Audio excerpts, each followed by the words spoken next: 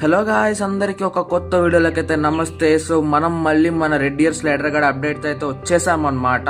So ఎన్ని రోజులని మేము రెడ్ ఇయర్ స్లైడర్ అని పిలుస్తాం చెప్పండి. మీరు ఏదో ఒక మంచి పేరు అయితే సజెస్ట్ చేయండి నాకు కమెంట్ సెక్షన్లో. ఏదైతే బాగుంటుందో మరియు ఇంకా దేనికైతే ఎక్కువ లైక్స్ అయితే వస్తాయో నేనైతే ఆ పేరు అయితే వీడికి పెట్టేస్తాను. అలా అని చెప్పేసి సిల్లీ నేమ్స్కి లైక్స్ వస్తే అది పెట్టలేను గాయస్, దయచేసి అర్థం చేసుకోండి. ఇంట్లో వాళ్ళ ముందు వాడిని ఆ పేరుతో అయితే పిలవాలి కదా, కాబట్టి ఒక మంచి పేరు అయితే పెట్టండి. మంచి కమెంట్ చూసి నేనైతే ఫిక్స్ చేస్తాను.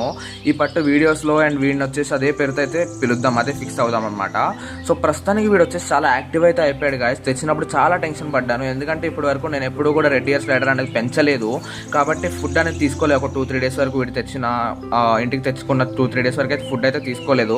చాలా టెన్షన్ పడ్డాను. బట్ ఇప్పుడైతే ఎంత పెడుతుంటే అంత తింటున్నాడు అనమాట.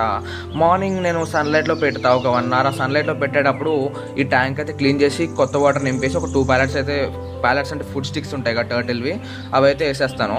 ఒక 1 hour అయిన తర్వాత చూసేటప్పటికి అవి అయితే తినేసి ఉంటాడు వీడు. సో మళ్ళీ నైట్ వచ్చేసి ఇంకో 2 pallets అయితే వేస్తానమాట. మధ్యలో ఎప్పుడన్నా వాడు కొంచెం జాలీగా నా వైపు చూస్తే ఇంకో ప్యాలెట్ అయితే పడేస్తాను అడిగి పాపం. చూడండి ఇప్పుడు అలాగే చూస్తున్నాడు జాలీతో. సో ఇలా చూసినప్పుడల్లా నేను ఒక్కొక్క ప్యాలెట్ అయితే వేస్తానమాట. మ్యాక్సిమం ఒక 5 to 6 pallets అయితే వేస్తాను డేకి. సో ఇదనమాట వీడి స్టేటస్. వీడికైతే ఒక మంచి పేరు అయితే సజెస్ట్ చేయండి. వీడైతే చాలా యాక్టివ్ అయిపోయాడు. ఇప్పుడు చూడండి వీడి ఇక్కడ ఉన్నాడుగా, బయటకు తీసి మీకైతే చూపిస్తాను. నీట్గా మెల్లగా తీద్దాం వీడికి వచ్చేసి, ఎందుకంటే టర్టిల్స్ని గట్టిగా పట్టుకోకూడదు అనమాట. అండ్ పట్టుకున్నా సరే వీడైతే చేత్తో ఇట్లా అంటాడు, చేత్తో అంటే కాళ్ళతో అనేసి వాడైతే ఎస్కేప్ అవడానికి ట్రై చేస్తాడు. సో చూడొచ్చు కొంచెం కాయిన్ సైజ్కి అయితే పెద్దగా అయితే ఉన్నాడు. ఇక్కడ పెడితే వీడు ఇట్లానే ఉంటాడు, కానీ కొద్దిగా కింద దింపామనుకోండి పారిపోతాడు అనమాట. వీడు వచ్చేసి మేల్.